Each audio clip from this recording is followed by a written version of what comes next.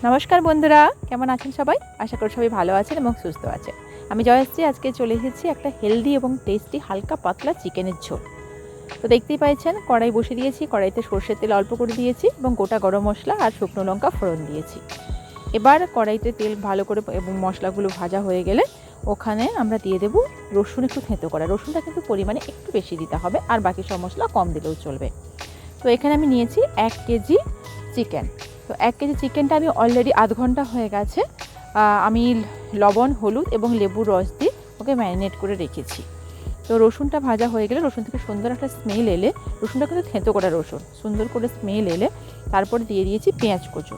তো এই জিনিসগুলো কয়েকটা জিনিস যদি আপনারা ফলো করেন তো দেখবেন যে রান্নার স্বাদ দ্বিগুণ হয়ে গেছে। যেমন ধরুন এই যে রসুনটা একটু থেঁতো করে দেবেন। রসুন কখনো প্লেন করে বাটবেন না, তার ফ্লেভারটাও ভালো আসবে না, টেস্টও ভালো আসবে না। তো এরপরে দিয়ে দিয়েছি পেঁয়াজ কুচি। এখানে আমি 1 কেজি চিকেন নিয়েছি, তার জন্য মিডিয়াম সাইজের 5টা পেঁয়াজ নিয়েছি। তো পেঁয়াজ কুচিটা ভালো করে ভাজা হয়ে যাওয়ার পরে এরপরে দিয়েছি আদা বাটা। আদা, পেঁয়াজ, রসুন ভালো করে ভেজে নেব তেলে মশলাটা ভেজে গেলে একদম তেলটা যখন ছেড়ে আসবে তখন এবার অল্প অল্প করে গুঁড়ো মশলাগুলো দেব। লবণ দিয়ে দিয়েছি যাতে পেঁয়াজটা তাড়াতাড়ি হয়ে যায়। লবণ দিয়ে দিলাম, তারপরে ভালো করে ভাজার পরে এরপরে গুঁড়ো মশলাগুলো দেবো এবং আরও কিছু জিনিস দেবো, আপনারা দেখতে থাকুন। হলুদ দিলাম, হলুদ দেওয়ার পরে লঙ্কা গুঁড়ো জাস্ট অল্প একটু দেবো আমি এখানে, কারণ যেহেতু এখানে হেলদি রান্না হবে তাই লঙ্কা গুঁড়োটা জাস্ট একটু অল্প কালারের জন্য দেবো, আর না হলে আমরা কিন্তু কাঁচা লঙ্কাই ব্যবহার করব। তারপরে এখানে দিচ্ছি আমি জিরে আর গোলমরিচ দুটো বাটা, ধরুন 1 টেবিল চামচ, দুটো মিলে বাটাটা হলো 1 টেবিল চামচ পরিমাণ। তারপরে ওই মশলা ধোয়া জলটা একটু দিয়ে দিচ্ছি যাতে গুঁড়ো মশলাগুলো ভালো করে বসে না যায় বা জ্বলে না যায়। তো দেখতেই পেলেন অল্প একদম জাস্ট আধা চা চামচ মতো আমি গুঁড়ো লঙ্কা দিয়েছি এখানে। তারপরে দিয়ে দিচ্ছি টমেটো কুচি।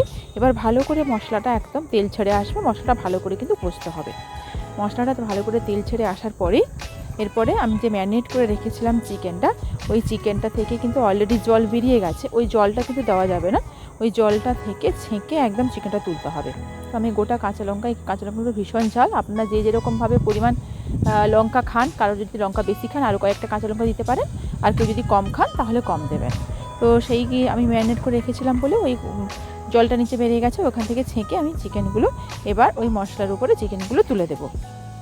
এবার কিন্তু ভালোভাবে আমাকে ঢাকা দিয়ে অল্প আঁচে মিডিয়াম টু লো ফ্লেমে রেখে আস্তে আস্তে করে বারবার ঢাকা দিয়ে মশলাটা কিন্তু ভালো করে কষতে হবে।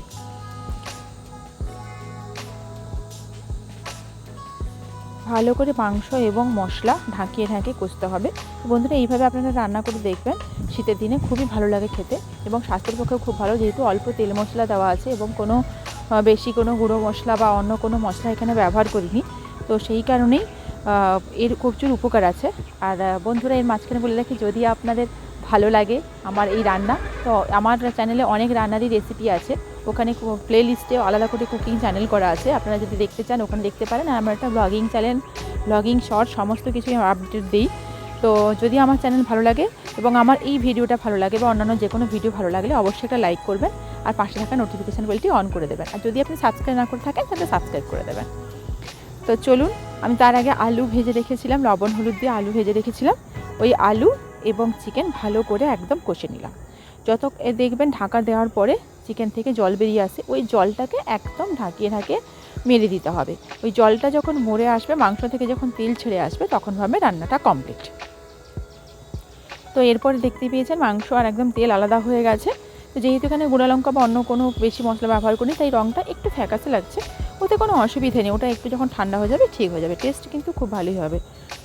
তো ওটা তেল ছেড়ে গেছে, এবার কিন্তু আমি অলরেডি এখানে দেব গরম জল, উষ্ণ গরম জল দেবেন, এতে মাংসের তাড়াতাড়িও হয়ে যাবে এবং মাংসের টেস্টও আপনার দ্বিগুণ বাড়বে।